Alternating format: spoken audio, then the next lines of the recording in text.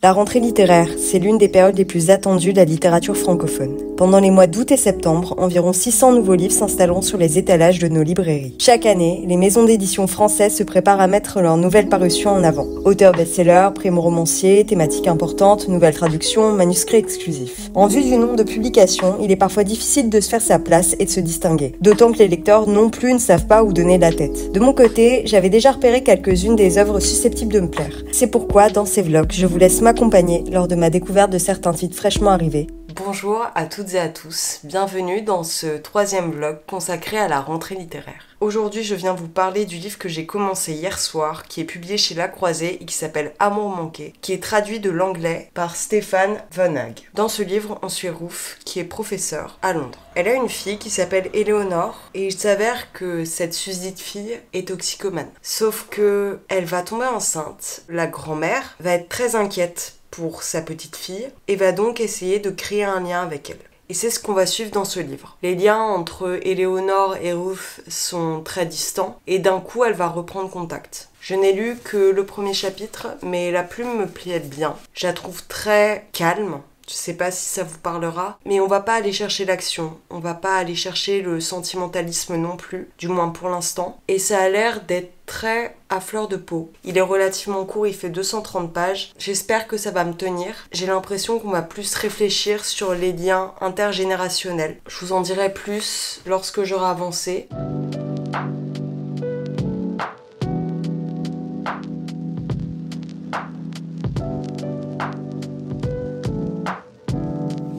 Je vous retrouve afin de vous faire part de mon avancée dans Amour manqué de Susie Boyd. On suit donc Ruth et Lily, sa petite fille, au cœur de Londres, et on voit en filigrane la relation que Ruth entretenait avec sa fille lorsqu'elle était enfant, qui désormais est toxicomane, a été emprisonnée et vit une vie très précaire, très délurée. Les deux femmes ont été obligées de reprendre contact lorsque Ruth a eu la garde de sa petite fille. Éléonore ne la voit pas très souvent, elle est très absente. On voit les liens filiaux qui se tissent entre cette grand-mère et cet enfant qu'elle élève, les petites anecdotes qui divergent de cette relation qu'elle a eue avec sa propre fille. Il y a une sorte de compassion qui commence à s'instaurer entre Ruth et Éléonore, notamment grâce à ce lien très intime qu'elle commence à lier avec sa petite fille. Ce qui est intéressant, c'est aussi qu'on a la relation entre Ruth et ses élèves,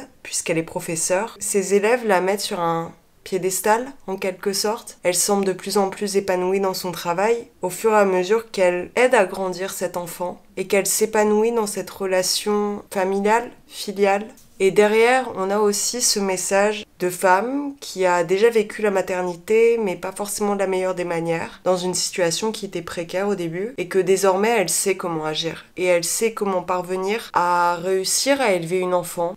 Et on voit qu'il y a un lien de sororité qui s'instaure, un lien de bienveillance de la part des aînés, que ça soit dans sa profession, dans ses relations avec ses amis, et envers cette gamine, qui est très joviale, juvénile et qui n'a pas conscience du monde qui l'entoure, qui n'a pas conscience aussi de l'état de sa mère, qui le sait mais qui ne le vit pas à proprement parler. Ce que je vous ai pas dit, c'est que l'autrice est l'arrière-petite-fille de Freud et j'avais vraiment peur qu'il y ait une place donnée à la psychanalyse qui me plaise pas du tout puisque je suis pas du tout adepte de cette pensée et c'est pas du tout le cas si c'est quelque chose qui peut vous rebuter. Et je ne sais pas si c'est un bon angle pour aborder ce livre puisque c'est en 4e de couverture et que ça peut être un bon point comme un mauvais point pour le lectorat. Je suis plutôt satisfaite puisque c'était ce que je redoutais. La Croisée, j'ai eu de très belles découvertes comme vous avez pu le voir dans le premier vlog consacré à la rentrée littéraire avec S'aimer dans la grande ville de Sunyon Park. Mais j'ai aussi eu des déconvenues avec Mort d'une libraire de Alice Slater.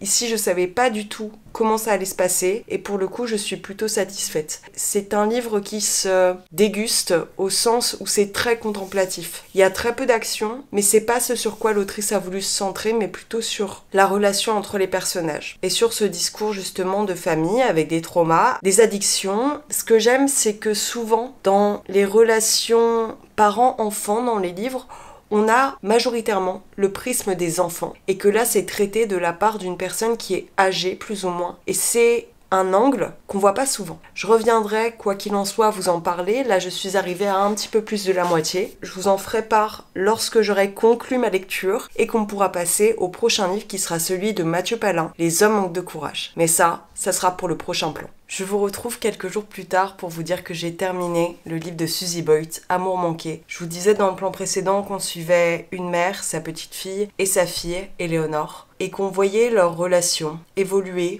se distancer, et qu'on était sous le prisme de Ruth, la grand-mère, qui observait la déchéance de sa fille, tombée dans la toxicomanie, qui ne vit que pour elle-même, qui ne prend pas nouvelle de sa propre enfant, qui prend très peu nouvelle de sa mère. Et dans ce livre, comme je le disais aussi antérieurement, il y a une grande place qui est donnée à la relation entre les femmes et l'absence des hommes. Et ce livre montre aussi les différences sociales qu'il y a entre les individus. Alors bien sûr, c'est en filigrane, ce n'est pas le sujet même du livre. On est surtout sur les liens familiaux et les liens entre les femmes, dans leur lignée, dans leur passation. Il y a une grande place qui est donnée à la maternité, à la place de l'addiction également, à la maladie, à la mort, au deuil, à l'absence, au passé, à la nostalgie. Ce que j'ai beaucoup aimé, c'est que le dernier chapitre change de ton et ça a rendu le livre d'autant plus touchant. On va dire que sur la majorité du livre, j'étais dans l'observation, dans l'expectative et que le dernier chapitre a été un très bel hommage envers les femmes qui se sont élevées au sens d'élévation intellectuelle, spirituelle quasi,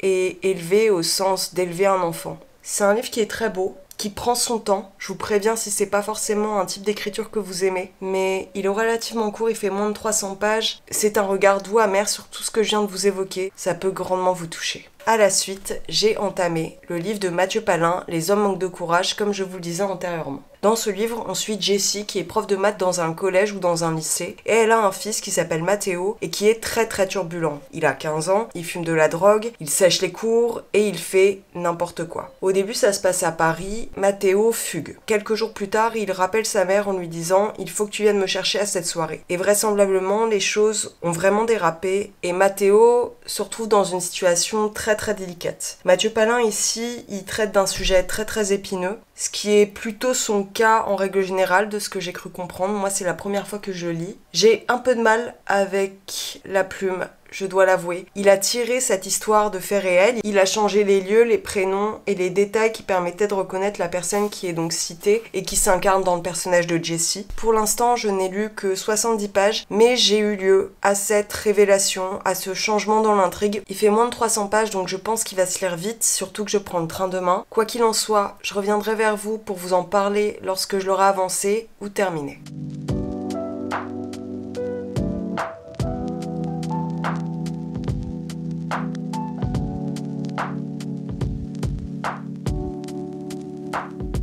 Comme vous pouvez le voir, je suis bien rentrée à Paris et au travers d'un trajet de métro, j'ai terminé Les hommes manquent de courage de Mathieu Palin. Je vais essayer de rassembler mes pensées sans trop vous en dire puisque ce livre développe plusieurs thématiques. Il y en a une qui est prégnante et l'auteur fait en sorte d'en explorer d'autres. Il va, à travers ce livre comme dans beaucoup d'autres, essayer de parler de plusieurs questions sociales qui traversent notre société depuis des années. À travers le personnage de Jessie, qui est en dialogue avec son fils que je crois dans un plan précédent j'ai appelé Mathéo mais qui s'appelle Marco, on va revenir sur son passé, sur son histoire, et ça va tracer le récit familial de cette femme, de ce qu'elle a dû traverser elle-même, de ce qui l'a amenée à la personne qu'elle est actuellement. J'ai un avis qui est très nuancé, c'est-à-dire que comme je viens de le dire, l'auteur en profite pour apposer son avis sur beaucoup d'éléments de nos sociétés. Il fait un travail plus ou moins journalistique en relatant l'histoire de cette femme qui existe réellement. Là, ce que je vais faire, c'est pas parler des faits en eux-mêmes. Je vais plutôt évoquer la manière dont ça a été exécuté. Les questions qu'il a voulu traiter sont louables, et son projet est louable. Cependant, il y a plusieurs phrases que j'ai trouvées un petit peu trop évidentes, quitte à se rapprocher des pentes sans en avoir la plume, c'est-à-dire qu'au milieu de son écrit,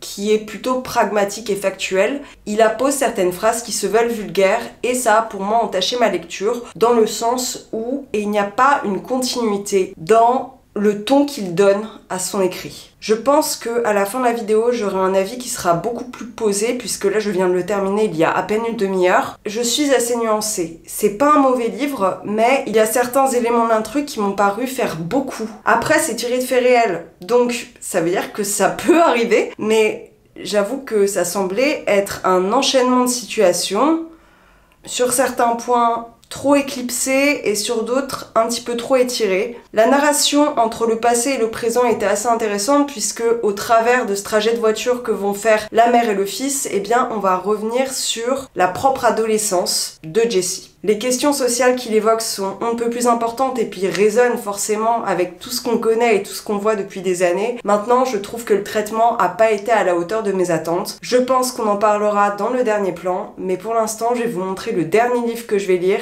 et on pourra passer à la suite. Le dernier livre que je vais lire dans le cadre de cette vidéo, et après je pense que si j'en fais des suivantes et si ça vous plaît, eh bien je pense que je lirai des services presse que j'ai sur NetGalley, ainsi qu'un livre que je compte aller acheter demain, mais pour ce qui est d'aujourd'hui, je compte commencer Julia de Sandra Newman. Ce livre, c'est une réécriture de 1984 sous le prisme du personnage féminin qui a été totalement éclipsé par Orwell. Je suppose, à mon humble avis, qu'il va y avoir un aspect féministe dans ce livre, je n'en sais rien pour l'instant. C'est un beau bébé de 400 pages et je vais vous lire le résumé et je reviendrai vers vous pour vous dire ce que j'en pense. Londres, chef-lieu de l'espace aérien 1, vit sous le joug d'un régime ultra-autoritaire dirigé par Big Brother. Nous sommes en 1984. Julia est mécanicienne au département fiction du ministère de la Vérité. Joyeusement cynique, elle a tout de la citoyenne modèle. Elle excelle pourtant dans l'art de tromper la surveillance constante des téléécrans et de la police de la pensée, parvenant même à cacher ses liaisons amoureuses dans ce monde où le sexe est un crime sévèrement puni. Mais Winston Smith, du service des archives, l'intrigue et l'attire. Lui aussi cache peut-être son jeu, le jour où, sans vraiment réfléchir, elle lui glisse un mot dans la main, jette quasi suicidaire, elle perd le contrôle de sa vie, si bien ordonnée, et tout bascule. 75 ans après George Orwell, Sandra Newman nous entraîne à nouveau dans l'univers mythique de Big Brother. Roman d'un état totalitaire où la condition des femmes diffère fondamentalement de celle des hommes, Julia apparaît comme un texte féministe, à la fois fidèle et original et radicalement différent. Et donc c'est son 6e roman, et c'est le premier qui est traduit en français, et il est traduit par Hélène Cohen. Il sort le 29 août, j'espère pouvoir l'avancer assez rapidement, mais on verra d'ici quelques jours. Quoi qu'il en soit, je reviens vous en parler.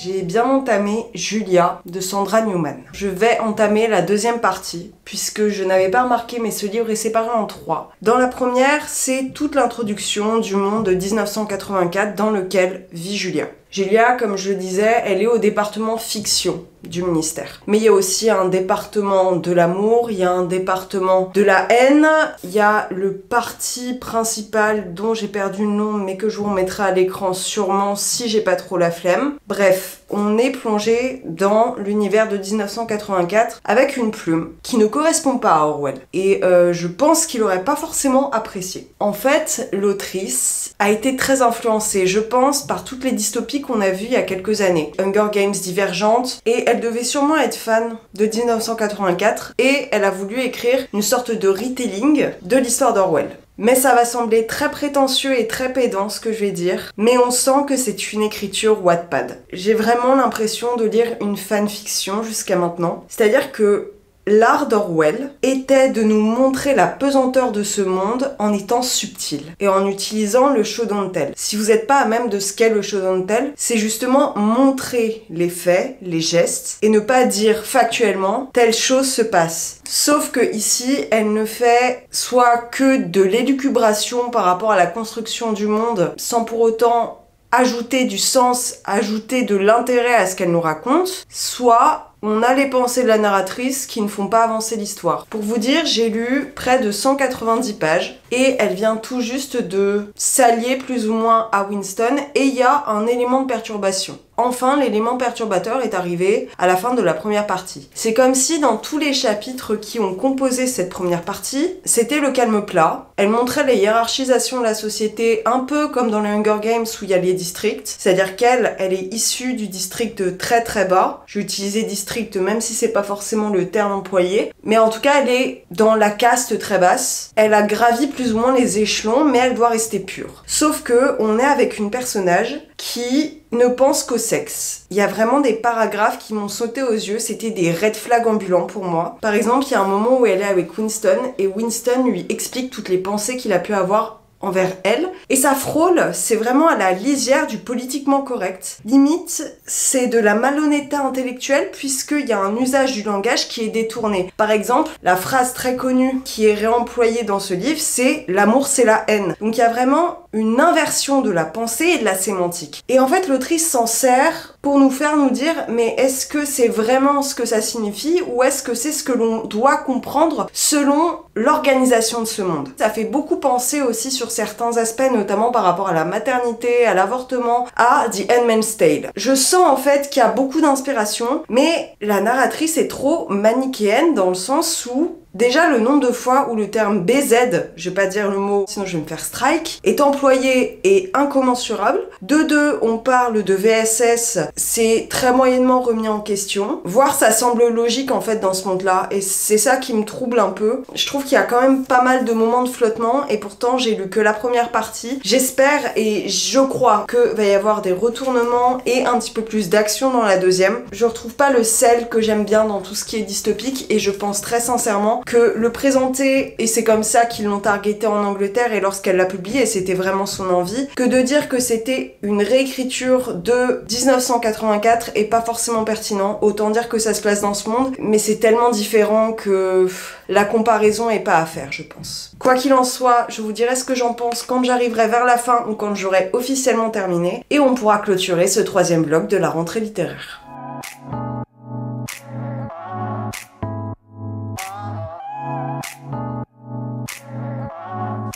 Je vous retrouve après avoir maintenant terminé Julia de Sandra Newman. Ça fait maintenant 2 jours que j'ai conclu cette lecture et je ne sais pour autant pas comment vous en parler. Antérieurement dans cette vidéo, je vous disais qu'il y avait une écriture qui me dérangeait et qui me faisait beaucoup penser aux fanfictions Wattpad. Si cela peut vous rassurer, le reste est bien meilleur. Les 190 premières pages n'ont pas su me captiver. Il y a des instants où j'ai essayé d'être emportée par l'histoire, du moins j'ai essayé de m'accrocher, mais c'est surtout la deuxième et la troisième partie qui ont réussi à retenir mon attention. L'écriture est meilleure, on entend beaucoup moins parler de relations sexuelles bien que ça soit encore présent, et on se concentre plus sur les enjeux politiques. Cependant, je pense que le problème de Sandra Newman, c'est qu'elle arrive après énormément d'autres dystopies qu'on a vues. Je l'ai déjà dit antérieurement, mais il y a eu La Servante écarlate, Hunger Games, Divergente, Silo, et j'en oublie plein d'autres, mais tous ces récits de guerre, tous ces récits de régime politique en place sont passés. Et là où elle a voulu reprendre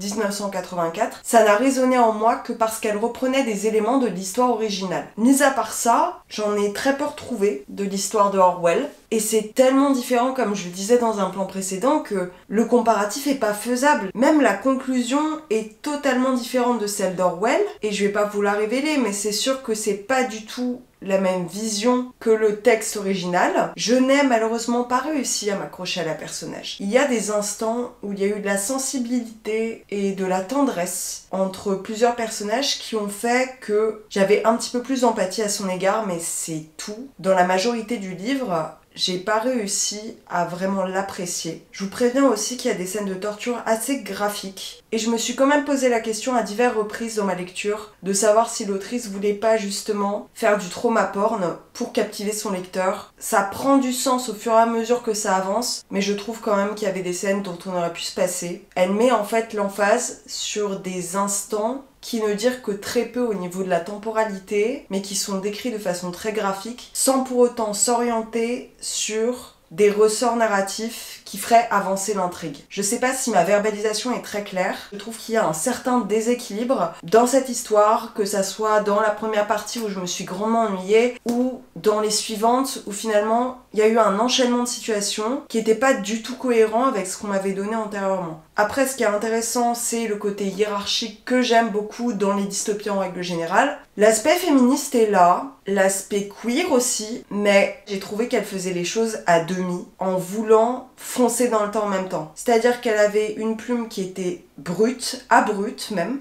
mais que derrière, elle allait pas jusqu'au bout de ses convictions et de ses idées, et qu'il y avait des choses qui nous laissaient quand même avec des questions résolues uniquement par la violence. Ce qui est à peu près tout le propos de 1984 original, mais je sais pas, il y a un truc qui m'a quand même laissé à distance. C'est un peu un mais. Tentez-le si vous êtes fan des univers dystopiques, pas nécessairement fan de 1984, mais de la dystopie en général, ça peut vous plaire. À prendre avec des pincettes. Moi qui suis quand même assez admiratif du travail d'Orwell originellement, j'en attendais beaucoup et j'ai été un peu déçue comme vous pouvez l'entendre. Et maintenant, je vais me poser un petit peu, m'asseoir, et on va pouvoir parler de ces 3 livres que j'ai découverts dans cette vidéo. Comme vous l'avez vu, dans cette vidéo, j'ai eu l'occasion de découvrir 3 nouveautés, qui étaient toutes des services presse reçus au format papier de la part des maisons d'édition, que je remercie chaleureusement. J'ai donc commencé cette vidéo avec le livre de Susie Boyd qui était Amour manqué, que j'ai beaucoup aimé. Quant à la place de la maternité, quant à la place des liens, du partage, de la filiation, de l'apprentissage et de la passation, de l'amour, du savoir, ça traite vraiment de beaucoup de choses et notamment du deuil, de l'addiction évidemment, mais de bien plus que ça. Ce que j'ai beaucoup aimé, c'est que on voit des femmes vivre ensemble et se soutenir. Et soutenir aussi celles qui vont en devenir, soutenir la condition en fait des femmes qui sont seules, qui doivent affronter la monoparentalité et qui essayent de faire au mieux. C'est vraiment un hommage qui est fait quant aux femmes de la même famille et des liens qu'on tisse avec elles, de la manière dont on se reconnaît, dont elles nous ont appris et dont elles nous ont aidé à grandir. Vraiment, si vous avez un lien très fusionnel ou non,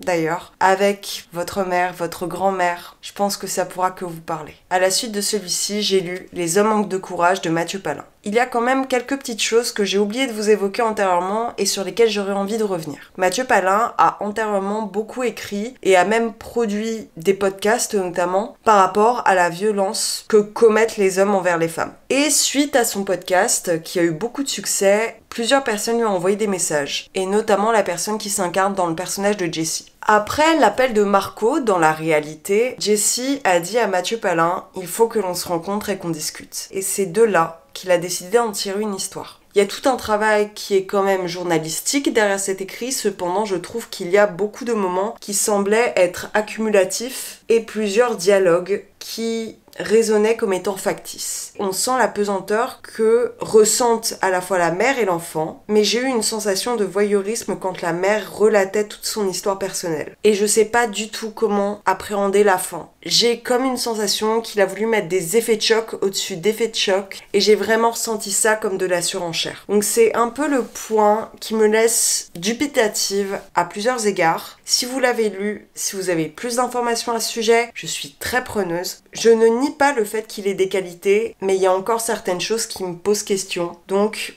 n'hésitez pas à venir m'en parler. Et enfin, le dernier livre que j'ai lu, il s'agit de Julia, de Sandra Newman, dont je viens de vous parler. Et là encore, je reste dubitatif sur diverses questions. Je sens qu'elle a voulu faire un hommage à 1984, à Orwell en lui-même, mais le récit et la plume, la manière d'apprendre l'histoire sont tellement divergents que j'ai été décontenancée, énervée, ennuyée, et que j'aurais pu faire un tu lis, tu bois à chaque fois qu'elle utilisait des termes sexuels. Ça parle à la fois de VSS, de torture, de manipulation de la pensée évidemment, ça parle de hiérarchie sociale, de hiérarchie au niveau des classes, au niveau des fonctions de chaque individu dans la société, des femmes, de leurs conditions, de l'avortement, du droit à la naissance, de l'amour, j'en passe. Je suis vraiment passée à côté, mais je lui laisse le bénéfice du doute parce que je pense très sincèrement qu'il y a quelque chose du goût de « c'est pas le livre, c'est moi ». Il y a vraiment un truc auquel j'arrive pas à mettre de nom, mais à côté duquel je suis passée. Si vous êtes fan de dystopie et de tous ces univers un peu YA dystopiques, peut-être que ça pourra vous plaire. Mais ne vous attendez en aucun cas à retrouver Orwell dans ce texte, parce que franchement, mis à part prendre le même univers, je retrouve pas grand-chose du texte original qui me plaît tant.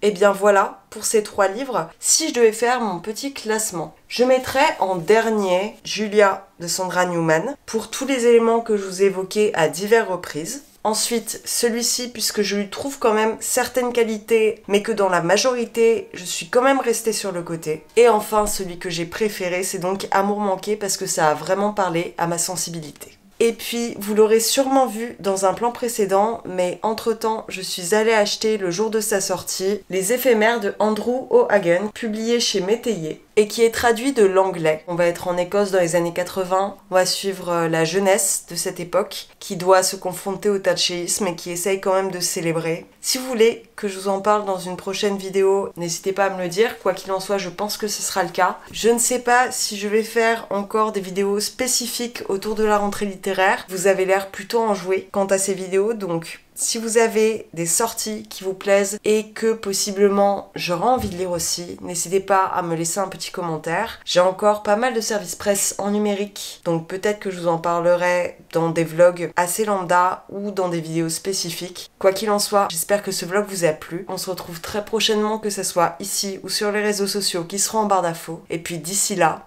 prenez soin de vous. Sur ce, ciao!